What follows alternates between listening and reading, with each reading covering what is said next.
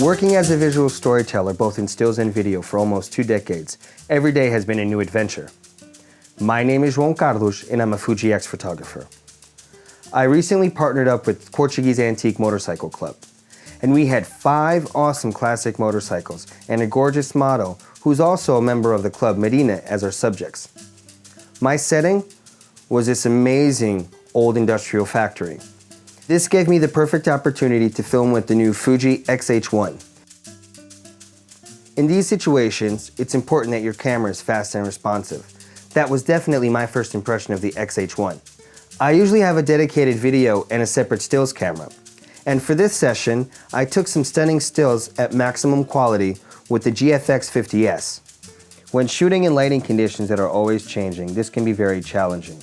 I use my Profoto B1 system with the new Profoto Air TT-LF.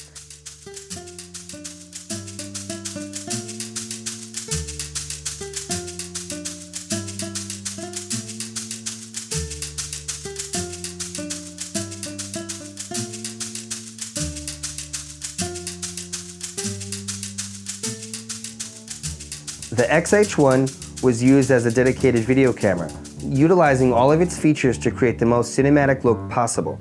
The color reproduction is outstanding, picking up even the finest details and textures of the motorcycles. I love the quality and look of 4K video, and with the added 5-axis integrated body stabilization, my footage came out nice and smooth. The X-H1 films at Cinema 4K, recording in a 17:9 format. I love that look and cinematic style. The added F-Log gives me more latitude and full color correction control during the color grading process, matching the quality levels I was aiming for. Back in the day, I used to use and love the look of Fuji films. The color separation, the skin tones, the right amount of contrast were the exact ones for my kind of image. So, I decided to test the in-camera Eterna film simulation modes.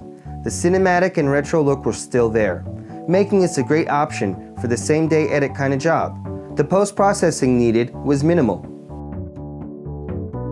At the end of the day, I feel that the X-H1 is the ideal tool for my multimedia productions, and it perfectly found its place in my creative toolbox.